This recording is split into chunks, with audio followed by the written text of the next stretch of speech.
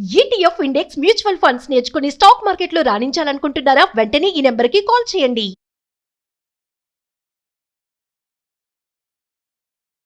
నమస్తే రమగారు. నమస్తే జయ. రమగారు, మీరు కథా సరిసాగరం నుంచి మనం కొన్ని స్టోరీలు చెప్పుకునే వాళ్ళం.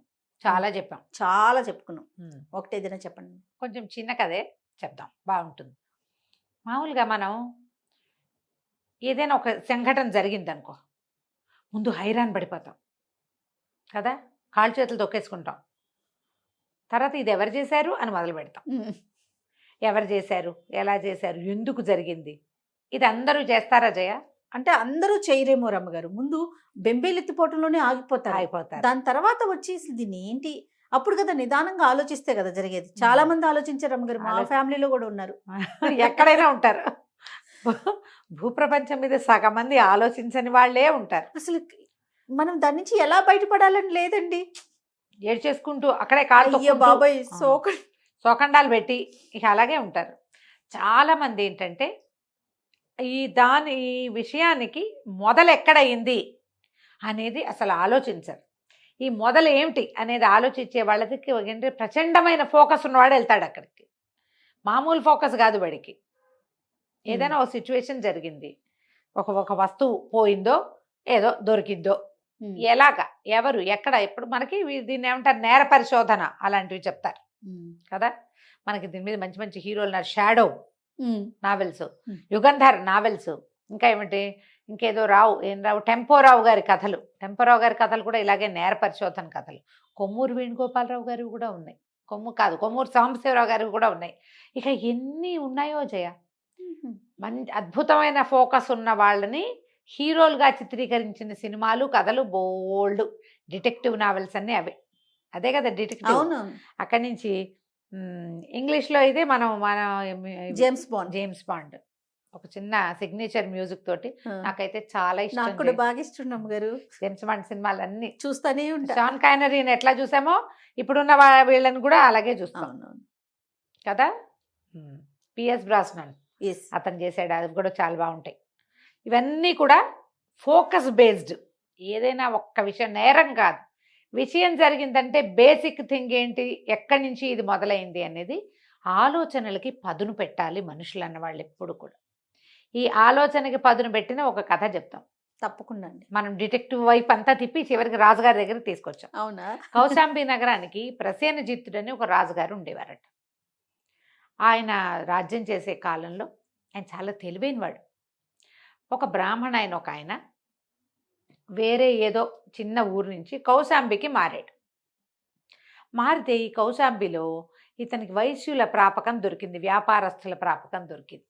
వ్యాపారస్తులు అంటే రోజు షాపులో పూజ చేయాలి, సాయంకాలం దిష్టి తీయించాలి, పర్వదినాలు వచ్చినప్పుడు దానం ధర్మం వాళ్ళు ఏం చేయాలో, శ్రాద్ధ విధో ఇంకోటో తర్పణ విధో ఏది ఉంటే అది చేయించాలి.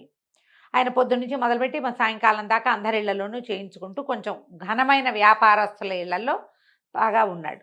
ఈ బ్రాహ్మణుడికి పరమ పిసినారి. ఆయన ఒక పెద్ద అమౌంట్ దాచిపెట్టుకోవాలి భవిష్యత్తు కోసం అని ఉంది. రోజువారీ ఆయన భోజనం నడిచిపోతుంది, కుటుంబం లేదు. ఏం చేశాడు, కొంచెం పెద్ద అయ్యాక 40 ఏళ్ళు వచ్చాక పెళ్లి చేసుకుందాం అనుకున్నాడు. అప్పట్లో 50 ఏళ్ల వాళ్ళకు కూడా 14 ఏళ్ల పిల్ల దొరికేది ఆ కాలం. అవును, అది చాలా సహజంగా జరిగేది. 40 దాటిపోయినాయి ఇతనికి. అయితే ఇతను ఏం చేశాడు, ఆ రూపాయి వరహ కూడగట్టి ఒక 1000 నాణేలు చేశాడు. ఈ 1000 నాణేలు దగ్గర ఉంచుకుంటే కష్టం కదా, అడవిలో ఒక చోట ఒక గుర్తు పెట్టుకుని అక్కడికి పట్టుకెళ్ళి పాతి పెట్టేవాడు. పాతేడు 1000 అయింది. అది రోజు 4 రోజులకి 3 రోజులకి ఓ 10 నాణేలు 8 నాణేలు కూడంగానే తీసిపోయి కూడిన డబ్బును తీసుకెళ్ళి అక్కడ దాచుకునేవాడు. మనం డబ్బాల్లో వేసుకుంటాం కదా, ఆయన అట్లా దాచిపెట్టుకున్నాడు.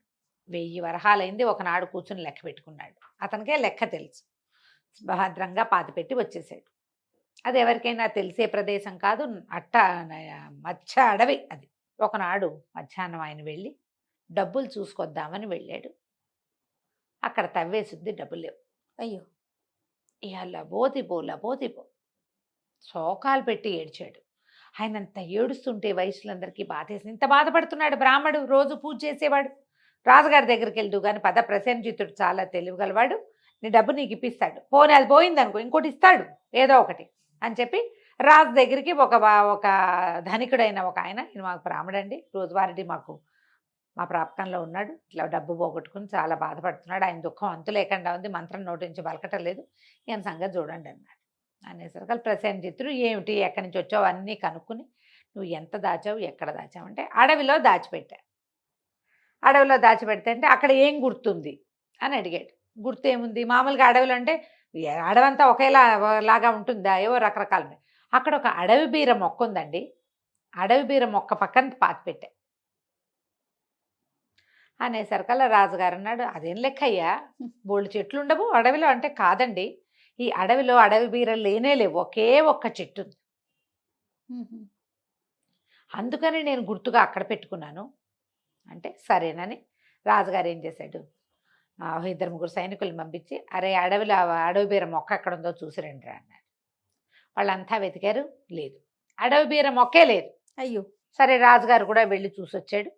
ఓకే, మర్నాడు ఏం చేశాడు, ఊళ్ళో ఉన్న వైద్యులందరినీ పిలిపించాడు. ఎంతమందో డాక్టర్లు.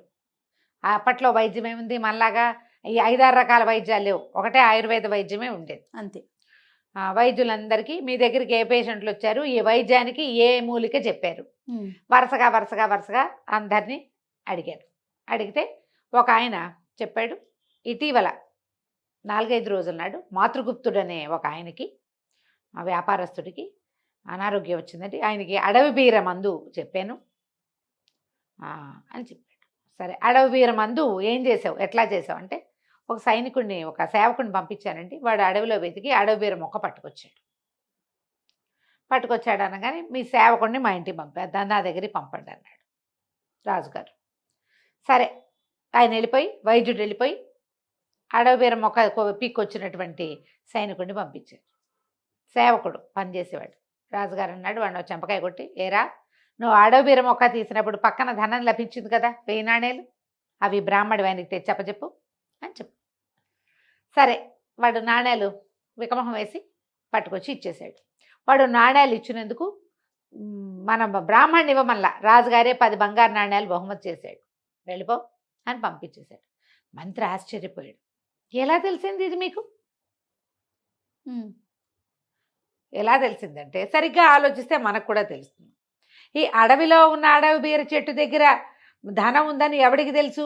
ఎవ్వరికీ తెలీదు. బ్రాహ్మడు మిట్ట మధ్యాహ్నం ఒంటరిగా అడవిలోకి వెళ్ళేవాడు.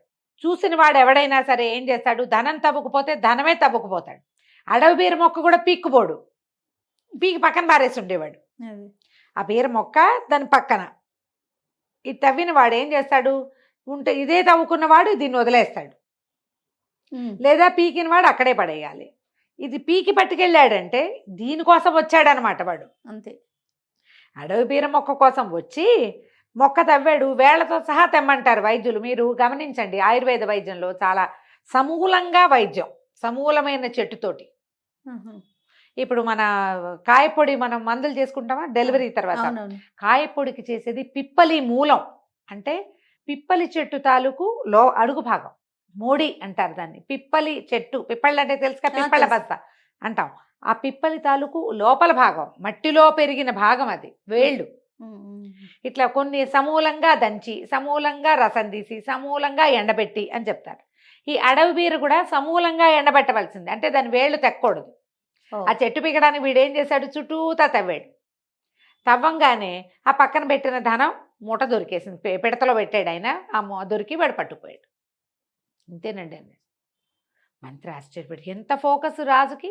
ఇప్పుడు అడవి బీర చెట్టు ఎవడు పీక్కెళ్ళి ఉంటాడు, వైద్యం కోసం పీక్కెళ్ళాడు, అంతే. అది పట్టుకెళ్ళాలి, వాడు సేవకుడు కాబట్టి మొత్తం చెట్టు పట్టుకెళ్ళి వైద్యానికి ఇచ్చేశాడు, పక్కన దొరికిన డబ్బులు ఉంచుకున్నాడు.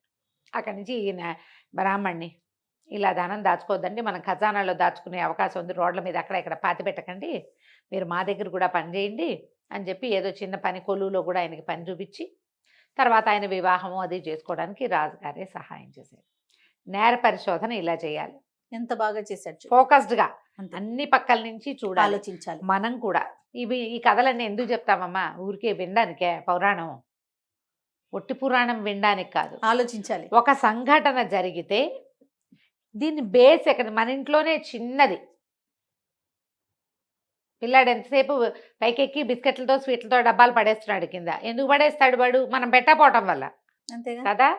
ఇలా ఆలోచించండి. కథలు ఎప్పుడు కూడా మిమ్మల్ని ఆలోచింపచేసేవిగానే ఉంటాయి 50% అయినా. అవును. ఫోకస్ పెట్టండి. అపరాధ పరిశోధనలు చేసేయండి మీ ఇంట్లో నుంచి మీరు. నేర పరిశోధన తప్పకుండా. ప్రతిదానికి చేయాలి. ఆలోచించండి. ఈ కథ పిల్లలకి చెప్పి ఫోకస్డ్గా ఉండటం ఎలాగా, ఎలా తెలివిగా ఆలోచించాలి అనేది నేర్పించండి. తప్పకుండా రమ్మగారు. నమస్తే. నమస్తే.